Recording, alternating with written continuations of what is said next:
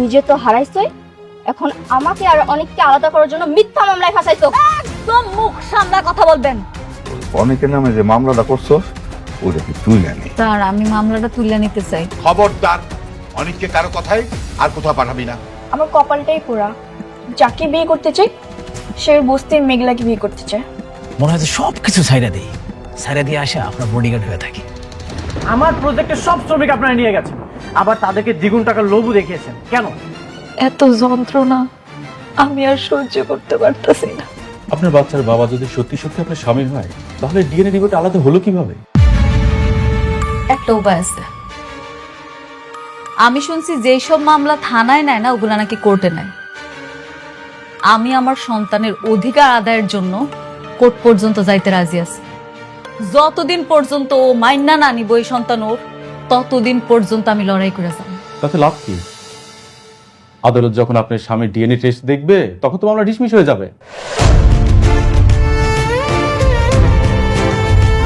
তাইলে কি আমার এই সন্তান পিতৃ পরিচয় পাইব না? আমার সন্তান বাবার পরিচয় ছাড়া পৃথিবীতে আইব? আপনি একটু ভেবে দেখেন, মানে হতে পারে কেউ আপনাকে কিডন্যাপ করে নিয়ে যে অজ্ঞান অবস্থায় কিছু করছে। সি সি সি সি, আপনি এগুলা কি কইতাছেন? আমি মৃত্যুর আগ পর্যন্ত কইতে পারবো আমার এই পেটের সন্তান শুধু অনেকের, অনেক ছাড়া আমারে কেউ স্পর্শ করে নাই, কেউ কোনোদিন না। ঠিক আছে, কিন্তু সমাজ সমাজ, এই সমাজেরই তো ভয় পাই আমি, এর জন্যই তো এত কিছু করতেছি। আচ্ছা, আমার সন্তানটা জন্মের পর কি কলঙ্কিত হয়ে জন্মগ্রহণ করব? আমি মানুষের কাছে কি কমু?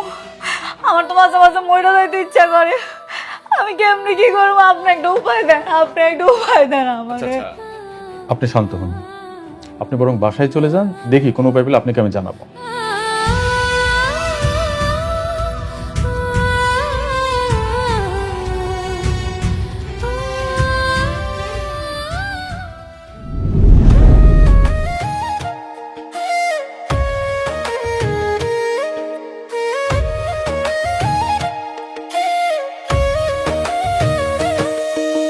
ভাগ্যগুণে পাইলাম তোমায়, ভাগ্যে তো আর রইলা না। দুঃখে আমার বুক ভেসে যায়, সুখের দেখা হইল না। তবু আমি তোমার আশায় কাঁদি দিবারাত রোজ। সুখে থেকো, ভালো থেকো গরিব ঘরের রাজপুত্রে। ও সুখে থেকো, ভালো থেকো গরিব ঘরের রাজপুত্রে। ওই মেঘলা মা, তাড়াতাড়ি যাও, দেরি হয়ে যাচ্ছে।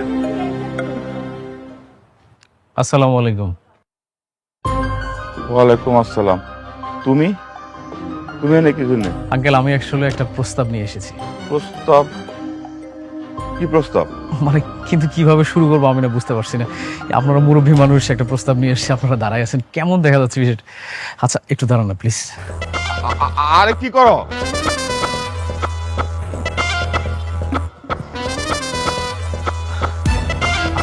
আপনারা বসেন না প্লিজ, দিতাম তোমার। বসেন না, বসেন বসেন বসেন। আরে বসা বসি পরে, তুমি আগে কি কইতে চাইছিলে সেইটা কও।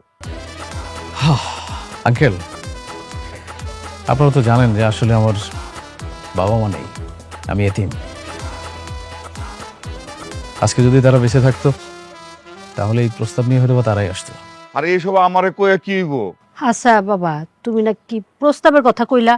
সেইটা করছো। আমি তো সেটাই বলতে চাচ্ছি, কিন্তু আপনারা তো দাঁড়িয়ে আছেন, একটু বসেন না, বসে শুনেন। না কও। আমি আপনাদের মেয়ে মেঘলাকে বিয়ে করতে চাই। কি? এই, তুমি জানো না মেঘলা বিয়ে হয়েছে? মেঘলা জামাই আছে। আঙ্কেল, হ্যাঁ জানি তো জামাই আছে, কিন্তু ও জামাই তো একটা বেঈমান। আপনি দেখছেন না আঙ্কেল, ও নিজের সন্তানকে কিভাবে অস্বীকার করতেছে। আমি মেঘলাকে খুব ভালো করে চিনি, ভালো করে জানি, আর এটাও মানি আমি যে ওই সন্তানটা অনেকেরই। আর এই সমাজে আপনি চান না যে আপনার মেয়ে মেয়ের সন্তান একটা পৃথিবীর পরিচয় নিয়ে বড় হোক। সব ঠিক আছে, কিন্তু কিন্তু কি আন্টি, আমি তো সবকিছু জেনে শুনে মেঘলাকে বিয়ে করতে চাই। মেঘলার পেটে সন্তানের বাবা হব আমি, আর আমি সবাইকে বলবো যে এই সন্তানের বাবা আমি। তখন আর ওই সন্তানের পরিচয় নিয়ে কোনো সংশয় থাকবে না, সমাজের মানুষ কিচ্ছু বলতে পারবে না। না না, মেঘলাই বিয়েতে রাজি হইব না। আপনারা আছেন না, আপনারা বুঝাবেন। আপনি জানেন না আঙ্কেল, এই সমাজে একটা সন্তান পিতৃত্বহীনভাবে যদি বড় হয় তাকে কত কথা শুনতে হয়। সবাই তাকে বলবে যে যারও সন্তান, সেই সন্তানকে আমি পিতৃত্বের স্বাদ দিতে চাই। বাবা তুমি একটু মেঘলারে বোঝাও।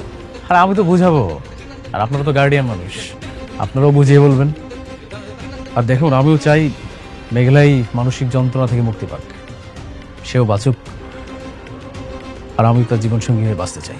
ঠিক আছে বাবা, মেঘলা বাড়িতে আসুক, তারপর আমি মেঘলার সাথে আলাপ করুমনি, দেখি মেঘলা কি কয়। আচ্ছা ঠিক আছে, তাহলে আমি আজকে আসি। ভালো থাকবেন। আসসালামু আলাইকুম। ওয়ালাইকুম আসসালাম।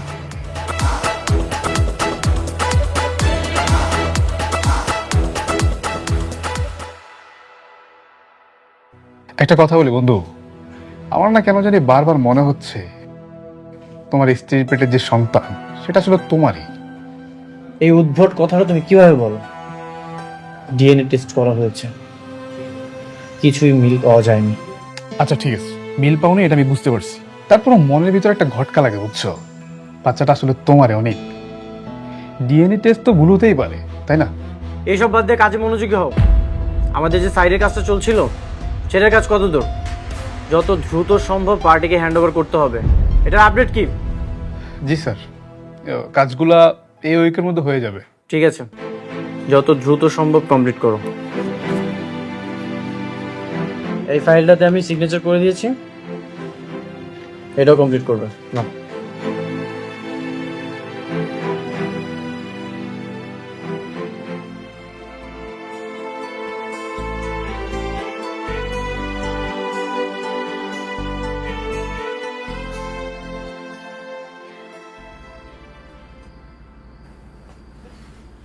কি এত ভাবতাছস?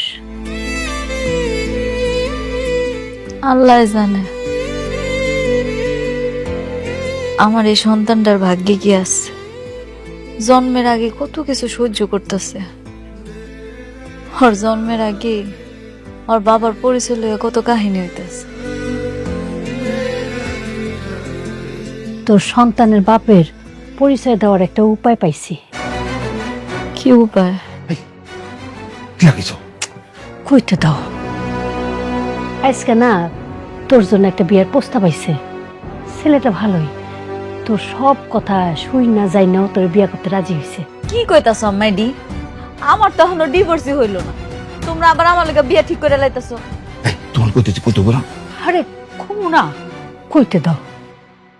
তোর জন্য বিয়ার প্রস্তাব আইছে দেখি তো কথা কইছি। তোর বাচ্চার বাপের পরিচয় দরকার, সে তোর বাচ্চার বাপ হইতে চায়। না দরকার নাই, আমার সন্তানের বাপের পরিচয় অনেক। অনেক ছাড়া আমি কাউরে আমার এই সন্তানের বাপ স্বীকার করুম না, বুঝতে পারছো? তোমার কইতেছে কথা কইতে না, হ্যাঁ? তারপর বক বক বক বক বক করতে চাই, আজের পেছন লাগাইছে।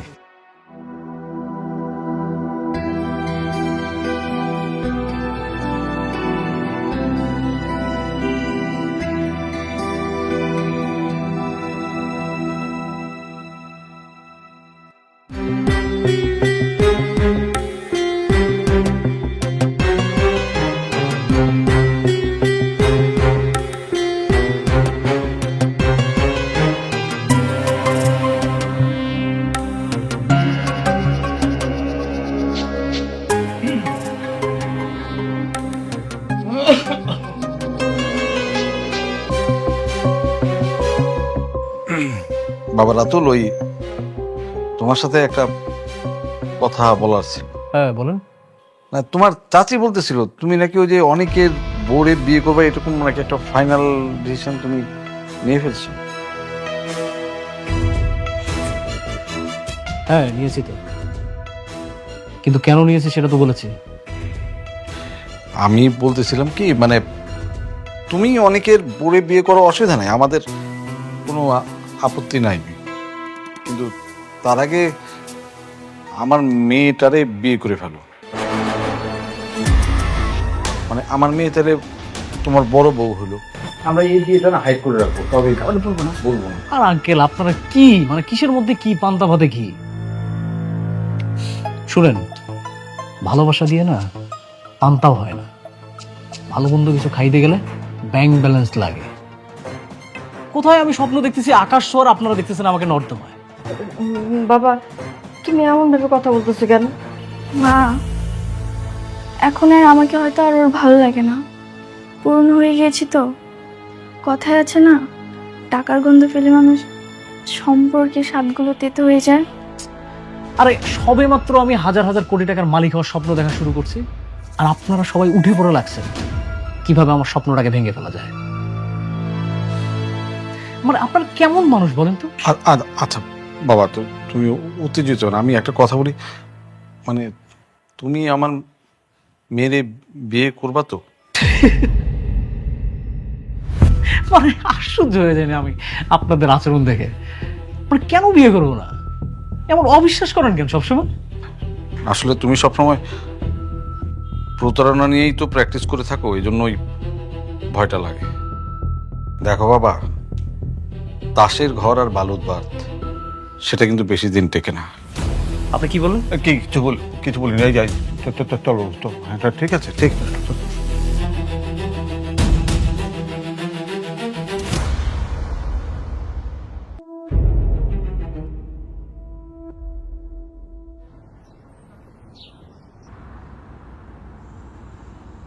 বন্ধু কি খবর? তুই কেমন আছিস? তোর কি গন্ডারের চামড়া নাকি? তোকে আমি এতবার অপমান করি, তারপরে তুই চলে আসিস। আরে গন্ডারের চামড়া হয়ে গেল, এটা হচ্ছে ভালোবাসা। আচ্ছা তুই একটা জিনিস না বারবার ভুলে যাস, তোর পৃথিবীতে আপন বলতে কেউ আছে, আমার পৃথিবীতে আপন বলতে কেউ আছে। দেখ, আমার যদি আপন বলতে কেউ থাকে সেটা তুই, আর তোর যদি আপন বলতে কেউ থাকে সেটা হচ্ছে আমি। এসব বলার জন্য তুই এখানে এসেছিস? আরে না বন্ধু, আমি একটু বড় দায়িত্ব নিতে যাচ্ছি। এই জন্য ভাবলাম যে আসলে আমরা অনেক খোঁজাখুঁজি করে দেখলাম যে আপন মানুষ কে আছে আমার, খুব খুঁজে দেখলাম যে তুই ছাড়া আর কেউ নাই। এই জন্য ভাবলাম যে আমার কাছের মানুষটাকে একটা মিষ্টি খাওয়াই আসি আমি।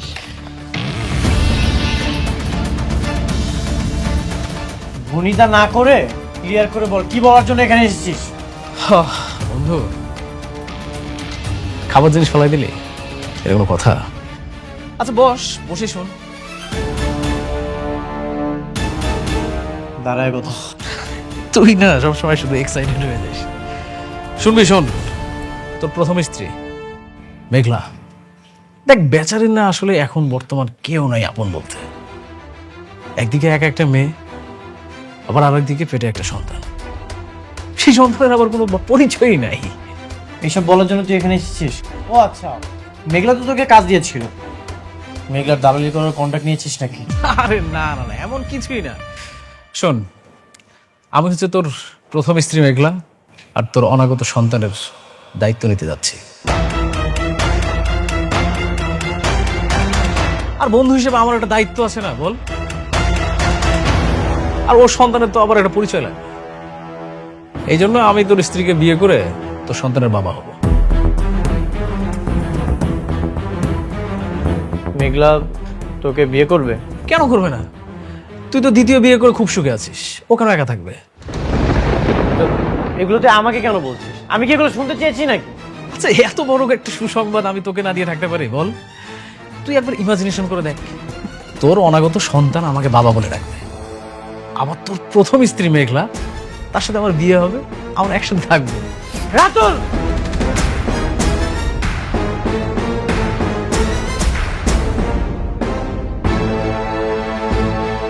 নেক্সট টাইম কিছু উল্টাপাল্টা কথা বললে হিসাব করে কথা বলবি। আমি কেমন তুই সেটা ছোটবেলা থেকেই জানিস। শান্ত হও। এই আপনি জানতো আর কখনো আমাদের বাসায় আসবেন না। যান, চলে যান।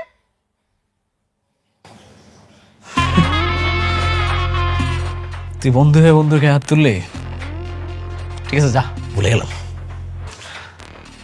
কিন্তু হিসাবটা না একদম তোলা থাকলো, সময় মতো একদম কড়াই গন্ডা হিসাব নেব। আগে তোর স্ত্রী আমার বিয়ে করতে দে, তোর বউটাকে আগে বিয়ে করি, তারপর সবকিছু বোঝাপড়া হবে। তুই এক্ষুনি আমার বাসা থেকে বের হয়ে যা যা। তোরা আমি কাঠ পাঠাবো, তুই আসিস।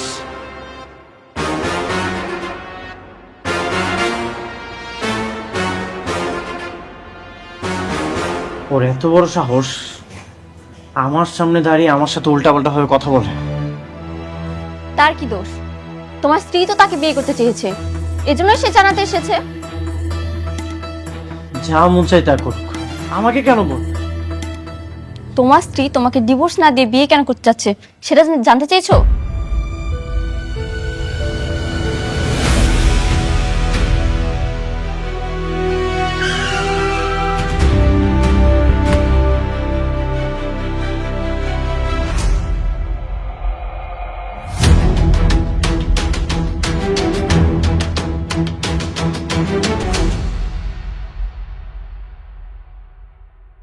তুমি তুমি এখানে কেন?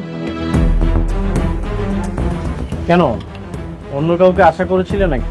কি কি কইতাছো? না মানে এখানে যদি রাতুল আসতো তাহলে মনে হয় তুমি খুব বেশি খুশি হতে, তাই না? রাতুল আসলে আমি খুশি হইতাম? কি কইতাছ উল্টাপাল্টা এসব তুমি? হ্যাঁ, এখন আমার সব কথাই তোমার উল্টাপাল্টা মনে হয়। যাই হোক, এইসব বিষয় নিয়ে আমি একদমই কথা বলতে চাই না। এই যে তোমার ডিভোর্স পেপার, এখানে তুমি আমি সিগনেচার করে দিলেই ডিভোর্স হয়ে যাবে। কি খুশি তো? হ্যাঁ, তোমার ডিভোর্সটা আমি অনেক আগেই দিয়ে দিতাম। আমার পেটের সন্তানটা যদি না আইতো তারে দিয়ে দিতাম। তোমার সন্তানের জন্য তুমি কেন আমাকে বেঁধে রেখেছো? সন্তানটা তো আমার না, এই সন্তানের বাবা অন্য কেউ। প্লিজ, আমি এই ঝামেলা থেকে মুক্তি চাই। তোমার আমি আর একটা কথা কতবার কমু, আমার এই পেটের সন্তান শুধু তোমার। আমি আজকে কইতাছি, আগামীতে কমু, সারা জীবন কমু, এই পেটের সন্তান তোমার তোমার তোমার। যে কোনো কিছুর বিনিময় হোক, তুমি আমাকে ফাঁসাবে, তাই না? কি হাসামু মানে? হ্যাঁ, তুমি আজকে বলো, আগামীকাল বলো, বা সারা জীবন বলো, প্রমাণ তো হয়েই গেছে। ও হ্যাঁ, তুমি তো একটা বিয়ে করার ডিসিশন নিয়েছো না? Good decision. বিয়া? একটা স্বামী থাকা অবস্থায় তুমি তো বিয়ে করতে পারবে না, এই জন্য আমি তোমাকে ডিভোর্স দিয়ে তোমার পথটা পরিষ্কার করার জন্য এলাম। পথ পরিষ্কার করতে আইছেন? এত বেশি বুঝতেছেন আপনি? আপনারে কে কইলো যে আমি বিয়ে করতে চাই? যে তোমাকে বিয়ে করবে সে আমার বাসায় এসেছিল। কি? রাতুল। আমি এখন একদম ক্লিয়ার কেন তুমি আমাকে কাজটা না দিয়ে রাতুলকে দিয়েছিলে। সমস্যা নেই, তোমরা দুইজন বিয়ে করো, অনেক বেশি হ্যাপি থাকো, আমি মন থেকে দোয়া করি। আরে আমার জীবনে আমি একটাই ভুল করছি, সেটা আপনারে বিয়া কইরা। এই ভুল আর জীবনে দ্বিতীয়বার করতে চাই না। আমারে কোনো পুরুষ বিয়া করতে পারবে না। তাহলে কি সে আমাকে মিথ্যা বলল? তুমি যদি তাকে না জানাতে তাহলে তো সে আমাকে বলতো না। আচ্ছা, এগুলো শুনেই বা আমি কি করব?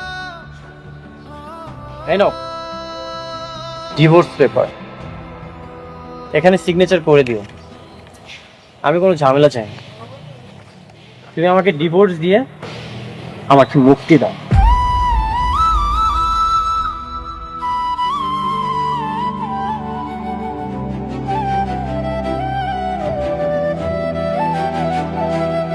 আব্বা, আম্মা, তোমরা কই গেলা? এদিকে আয়ো। ওই কি হয়েছে রে মা, কি হয়েছে? তোমরা আমারে সত্যি করে একটা কথা কও তো, সেই দিন যে পোলাটা বিয়ার কথা কইতাইছিল এটা কি রাতুল ছিল? ইয়ে, হ্যাঁ, রাতুলি আসছিল, সে তোর বিয়ে করতে চা। কেন আইছিল?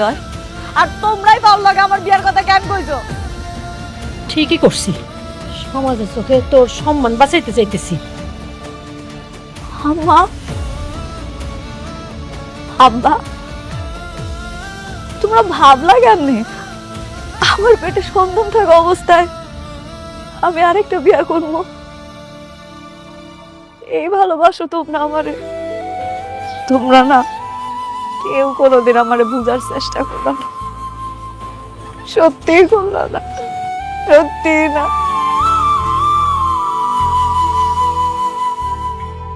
শালিমা বিল্ডার্স আমাদেরকে প্রজেক্ট দেয়নি তো কি হয়েছে, আমরা এর থেকে ভালো ভালো প্রজেক্ট দিয়ে এগিয়ে যাব। কিন্তু মেঘলা ভাইয়ের সাথে যদি তোমার ঝামেলাটা না থাকতো তাহলে আমরা খুব সহজ। এই নামটা তুমি আর কখনো উচ্চারণ করবে না।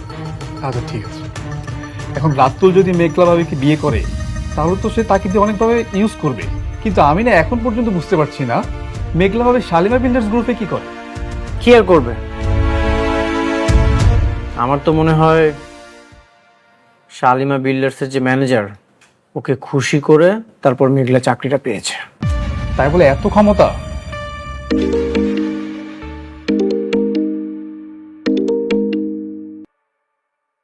হ্যালো,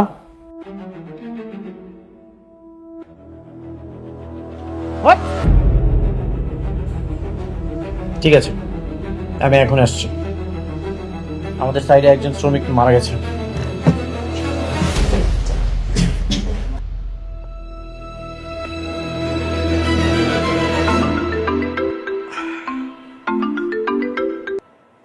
হ্যালো, আসসালামু আলাইকুম। আচ্ছা, উত্তরা 17 নম্বর সেক্টরে একটা প্রজেক্টে একজন শ্রমিক কাজ করতে গিয়ে অ্যাক্সিডেন্ট করে মারা গেছে। আপনারা এই ব্যাপারে কোনো ব্যবস্থা নিচ্ছেন? ব্যবস্থা নেব কি নেব না সেটা তো আমাদের ব্যাপার, কিন্তু আপনি কে? আমি শ্রমিক ইউনিয়নের সভাপতি। আমার অবশ্য আরেকটা পরিচয় আছে, আমি শালিমা বিল্ডার্স গ্রুপের ম্যানেজার বলছি। জি স্যার, আসসালামু আলাইকুম স্যার। ওয়ালাইকুম আসসালাম। আসলে সরি, মানে আমরা এখনো পর্যন্ত খবরটা পাইনি, তো এই মাত্রই শুনলাম আপনার মুখ থেকে, যে কারণে এখনো পর্যন্ত কোনো ব্যবস্থা নিতে পারিনি। কোন জায়গায় বললেন যেন? উত্তরা 17 নম্বর সেক্টর।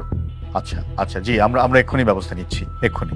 আরেকটা কথা, ওই সাইডের যে মালিক তাকে আপনারা অ্যারেস্ট করে নিয়ে আসুন, বাকিটা আমরা বসে ঠিক করব, কেমন? জি জি জি, অবশ্যই। জি, থ্যাংক ইউ। আসসালামু আলাইকুম। এই জাহিদ, তাড়াতাড়ি গাড়ি রেডি করো, চলো এক্ষুনি বেরোতে হবে।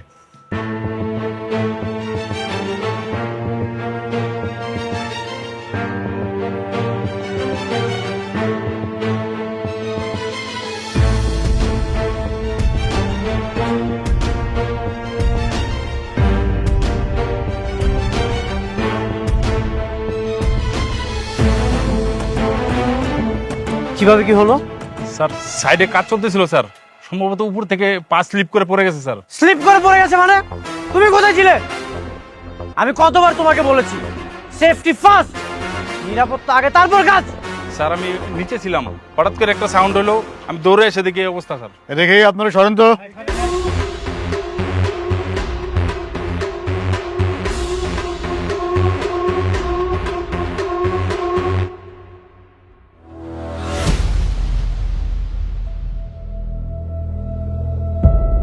ওরে বাবা, এখানে তো কোনো ধরনের কোনো সেফটির ব্যবস্থা নাই, কোনো সিকিউরিটি নাই। হ্যাঁ, এই কনস্ট্রাকশনের মালিক কে? আপনি নাকি? জি।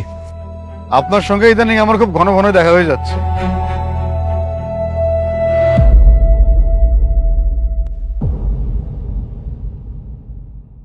চলেন থানায়, চলেন আমাদের সাথে। থানাতে যাব মানে? বুঝতেছেন না কেন যাবেন? আপনার সাইটে কাজ করতে গিয়ে উনি মারা গেল, আপনি কোনো সিকিউরিটি দিতে পারেন না শ্রমিকদেরকে, এই দায়িত্ব তো আপনাকে নিতে হবে নাকি? আমি সব ধরনের সিকিউরিটি ব্যবস্থা করে রেখেছি, এখন ওনারা যদি এগুলো না মানে আমার তো কোনো দোষ নেই। এই সমস্ত যুক্তি তর্ক যা দেবার আপনি থানায় গিয়ে দেবেন, আদালতে দেবেন। এই জাহিদ স্যার, হ্যান্ডকাপ পরো। আপনারা থানাতে যান, আমি আমার লয়ারের সাথে কথা বলছি। লয়াররে বলবেন থানায় এসে আগে আমার সাথে কথা বলতে, তারপরে আপনার সাথে কথা বলতে। হ্যাঁ, আপনারা রেখে যাবো মানে? এই পড়াচ্ছ না কেন হ্যান্ডকাপ? আরে আপনারা কি করছেন? কথা কম বলেন।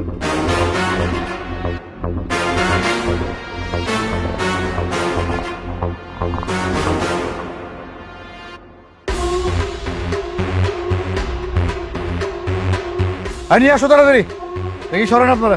আর তুমি ডেড বডিটা পোস্টমর্টমের ব্যবস্থা করো। হ্যাঁ, নিয়ে আসো।